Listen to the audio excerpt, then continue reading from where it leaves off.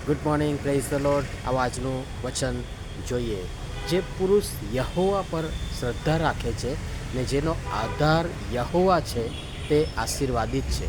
તે પાણીની પાસે રોપેલા વૃક્ષના જેવો થશે, જે નદીની પાસે પોતાના મૂળ ફેલાવે છે. ને ગરમીનો વખત આવશે ત્યારે તેને કંઈ ડર રહેશે નહીં, પણ તેના પાંદડા લીલા રહેશે, અને સૂકવણાના વર્ષમાં તે ચિંતાતુર થશે નહીં, ને તે ફળ આપ્યા વિના રહેશે નહીં. યર્મિયા પ્રબોધકનું પુસ્તક, તેનો 17મો અધ્યાય અને તેની 8મી કલમ. આજનો વિચાર. ખ્રિસ્તમાં અતિ પ્રિયવાલા મિત્રો, પ્રભુ ઈસુ ખ્રિસ્તના ઉદ્ધારક નામમાં આપ સર્વને આજની સવારની પ્રેમી સલામ.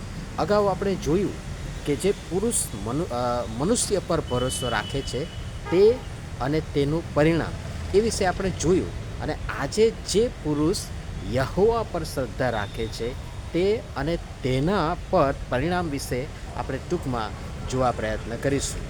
જે પુરુષ યહોવા પર શ્રદ્ધા રાખે છે, અને તે માટે લખ્યું છે કે તે આશીર્વાદિત છે. પહેલી બાબત, તે પાણીની પાસે રોપેલા વૃક્ષના જેવો થશે.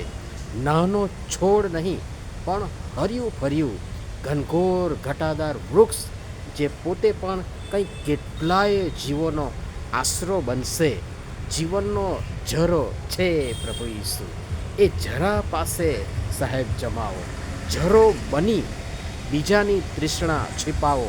બીજી બાબત, જે નદીની પાસે પોતાના મૂળ ફેલાવે છે, જેથી નદીના અવિરત વહેતા નિર્મળ નીરનું સદૈવ પોષણ મેળવી એ ટકી રહે. અને એ જીવનના જળનો એકમાત્ર સ્ત્રોત પ્રભુ ઈસુ ખ્રિસ્ત છે. ઈસુરૂપી નદીની પાસે તમારા આત્મિક જીવનરૂપી વૃક્ષના મૂળ ઊંડા ઉતારો. ત્રીજી બાબત, ગરમીનો વખત આવશે ત્યારે તેને કંઈ ડર રહેશે નહીં. આ ગરમી એટલે અનુતાપ, સતાવણી, પ્રશ્નો, સમસ્યાઓ, પડકારો, સંઘર્ષ. પ્રભુએ કહ્યું છે, જગતમાં તમને સંકટ છે, પણ મેં જગતને જીત્યું છે. જગતમાં તમને મને આપણને સંકટ છે, પણ જગતને જીતનાર ઈસુના તમે ને હું ને આપણે સંતાન છીએ. અને તેથી ઈસુ તમારી મારી આપણી સાથે છે. તમને કંઈ ડર રહેશે નહીં, ક્योंकि ડર કે આગે જીત है, क्योंकि जय देने वाला प्रभु यीशु ख्रिस्त हमारे साथ है. ચોથી બાબત, તેના પાંદડા લીલા રહેશે. ઈસુ જે ડાળી છે, વેલો છે, તેમની સાથે જોડાયેલા રહો અને લીલાછમ રહો. આત્મિક પોષણ મેળવી આત્મિક રીતે હર્યા ભર્યા રહો. પાંચમી બાબત, સૂકવણાના વર્ષમાં તે ચિંતાતુર થશે નહીં. ભલે વરસાદ ન વરસે, દુષ્કાળ આવે, પણ તમે અખૂટ સ્ત્રોત ઈસુ સાથે જોડાયેલા હશો તો ચિંતાવાળી વાત ત્યાં આવશે નહીં.